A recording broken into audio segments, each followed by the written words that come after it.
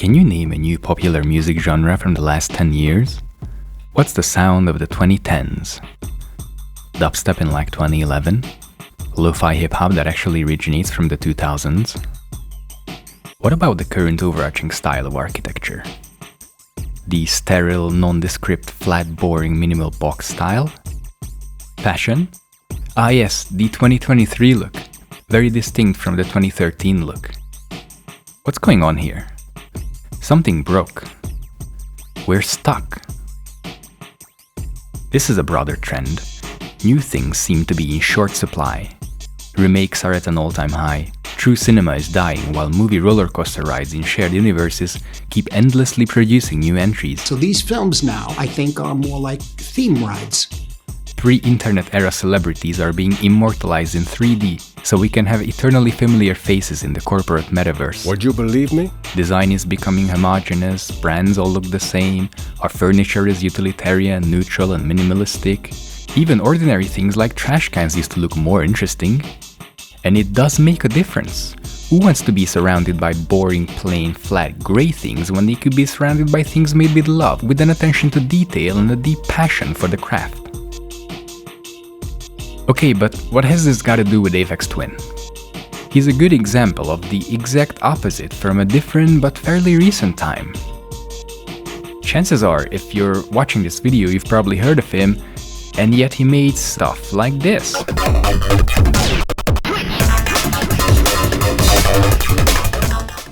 This kind of music becoming very well known isn't what we're used to in this flat, grey, conform culture. The era in which Richard D. James became popular in electronic music was diverse, messy, wide-ranging. New genres popping up left and right, you can do whatever you want, sky's the limit, the canvas is endless. Home computers are available to the masses, sampling, new synthesizers, the birth of MIDI, tracker music, the demo scene, using a chair squeak as a musical element. There was a lot of room to be original, and many were. So what happened? Did people stop being original? Of course not. People continue to be people and invent amazing new things. As much as I'm a believer in the internet as an open layer for the freedom of expression, I hate to say that it's the internet. The post-mid-2000s internet with mass social media centralizes and aggregates, turning everything into simple commodities with different product attributes. The content. Content is a commodity that fills social media feeds so we can be sold as a collection of preferences. The same feeds where art is now competing for attention. Something that is about expressing beauty, imagination, fun, the search for meaning, the mastery of craft, the intent, starts to compete with a commodity that is a wrapper for attention but not understanding, engagement but not exploration. Content is for keeping the status quo. Art is for starting a revolution. In the age of average, if you're looking to stand out as an artist, the most straightforward way to go about it is to shock, effectively making you a clown for adults. A productified weirdo that is only an agent of entertainment and shock value that can give you a good Instagram shot but one that cannot bring no deeper meaning.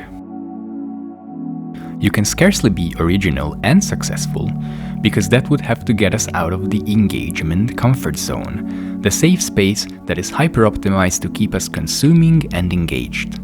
There are probably Aphex Twins out there making something amazing that gets lost in all the noise and the repeating cultural loops induced by algorithms.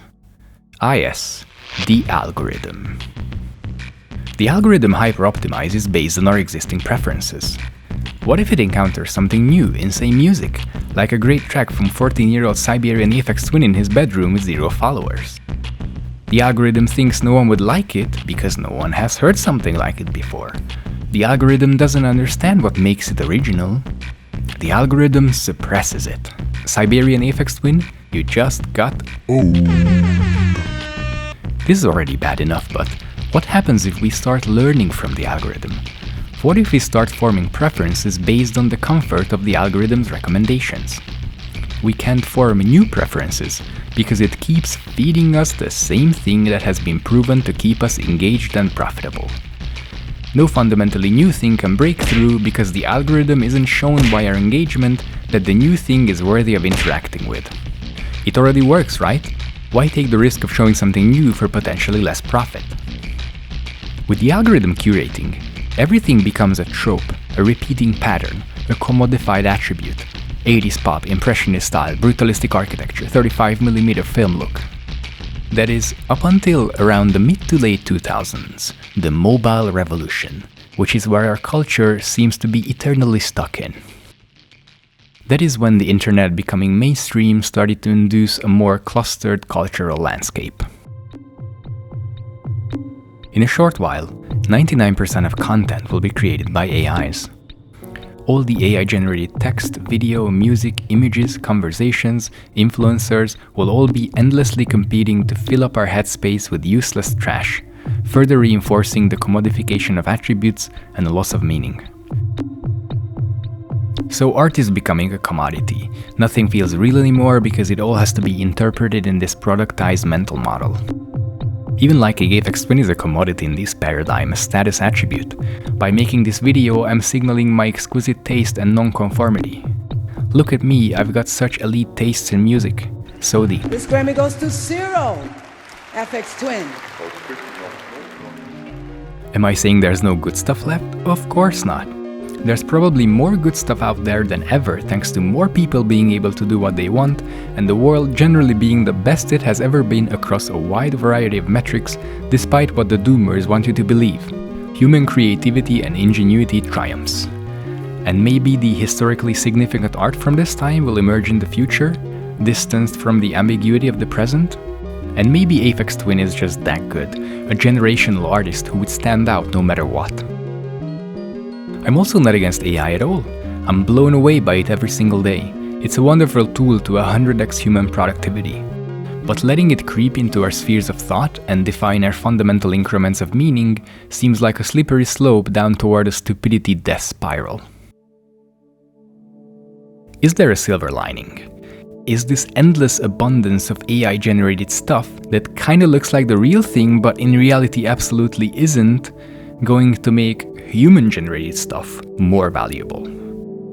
I think so. It's the intent. Listen, I want to tell you something.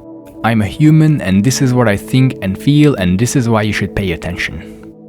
The AI can't replicate that. Or let's hope it can't. But this dynamic will make us crave even more for human connection. And the intent comes through. Whether it's writing, music, visual art, photography, simple conversation, the intent is what matters. Everything else is just set dressing. What can we do in this cultural infinite loop? Embrace the daring pioneer. Reject the algorithm. Just for the irony, let me explain it in a way that our friend the algorithm would think about it.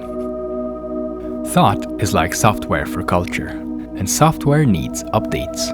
We need to fix existing bugs and introduce new ideas to unlock new possibilities. When new patches are being written by humans, this happens exactly like that. New patches introduce new ideas and unlock new possibilities. Classical antiquity, the Renaissance, the Enlightenment, Surrealism. But that software is now being written by algorithms. And they have no understanding of the intent. Their patches just keep repackaging old software updates. If the proliferation of thought inventions in human history would have been up to the algorithm, they would have been crushed by the clickbait industrial complex and we'd still be stoning people for blasphemy. Which I learned that we still actually do in some places. New ideas seem risky, confusing, even stupid, and we're now beholden to the algorithm to decide whether they make sense and should be added to the great palace of human thought. What happens if AI is the curator, which has no understanding of meaning? A crisis of meaning. And the world without Aphex Twin making tunes out of a chair squeak? Sucks.